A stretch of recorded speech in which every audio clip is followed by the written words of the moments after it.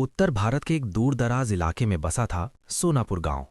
चारों ओर खेत, बीच में कच्ची गलियां और गांव के आखिरी छोर पर एक बहुत पुराना पीपल का पेड़। वो पेड़ इतना विशाल था कि दिन में भी उसके नीचे अंधेरा छाया रहता।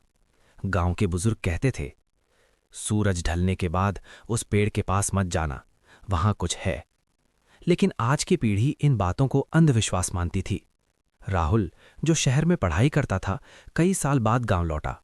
उसके पिता की मृत्यु हो चुकी थी और मां बीमार रहती थी। शहर की नौकरी छूट गई थी, इसलिए कुछ समय गांव में रुकना पड़ा। पहली ही रात मां ने चेतावनी दी, बेटा, रात में बाहर मत जाना, खासकर पीपल के पेड़ के पास तो बिल्कुल नहीं। राहुल मुस्कुराया, मां, ये सब कहानियां हैं, भूत भूत कुछ नहीं होते। मां चुप हो गई, लेकिन उसकी आंखों में डर साफ झलक रहा था। रात के करीब 12 बजे राहुल को नींद नहीं आ रही थी। बाहर अचानक घुंघरुओं की आवाज आई, छन छन छन। वो चौंक गया। गांव में रात को कौन नाचता है? आवाज उसी दिशा से आ रही थी, पीपल का पेड़। राहुल ने खिड़की खोली। दूर चांदनी में उसे एक सफेद साड़ी में औरत की परछाई दिखी। उसके बाल खुले थे और वो धीरे धीरे घूम रही थी। अचानक उसने सिर उठाया। उसकी आंखें पूरी तरह काली। राहुल ने डर के मारे खिड़की बंद कर ली। दिल जोर जोर से धड़क रहा था। जरूर कोई भ्रम होगा, उसने खुद को समझाया। अगले दिन राहुल गांव के बुजुर्ग हरिहर काका से मिला। बातों बातों में पीपल के पेड़ का जिक्र आया। काका का चेहरा पीला पड़ गया। बेटा, उस पेड़ का नाम मत लो। राहुल ने जिद की तो काका ने बताया, 20 साल पहले गांव में एक लड़की थी, चंपा, बहुत सुंदर, सीधी साधी। गांव के जमींदार का बेटा उस पर बुरी नजर रखता था। एक रात वो उसे जबरदस्ती पीपल के पेड़ के पास ले गया। अगले दिन चंपा की लाश उसी पेड़ से लटकी मिली।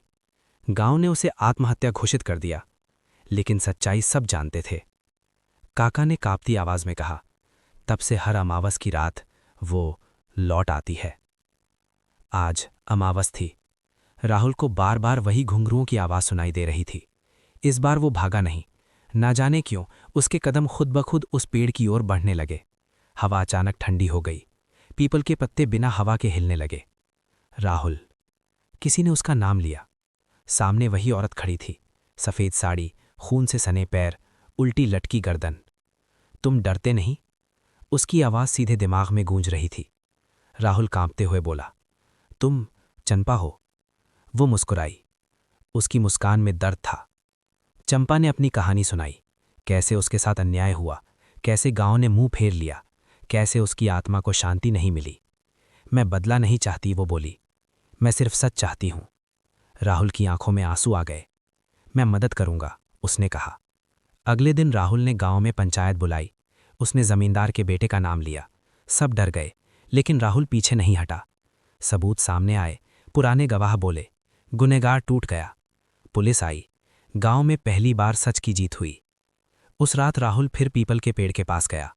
चंपा वहां खड़ी थी, लेकिन इस बार उसका चेहरा शांत था। धन्यवाद, उसने कहा, अब मैं जा सकती हूं। धीरे धीरे वो रोशनी में बदलकर हवा में घुल गई। पीपल के पत्ते शांत हो गए। इस दिन के बाद ना तो कोई आवाज आई, ना कोई साया दिखा। पीपल का पेड़ अब भी खड़ा है, लेकिन डर का नहीं, इंसाफ की याद बनकर। राहुल शहर लौट गया, लेकिन हर अमावस को वो एक दिया उस पेड़ के नीचे रख आता है। सीख, अधूरी सच्चाई और दबा हुआ न्याय सबसे भयानक भूत बन जाता है।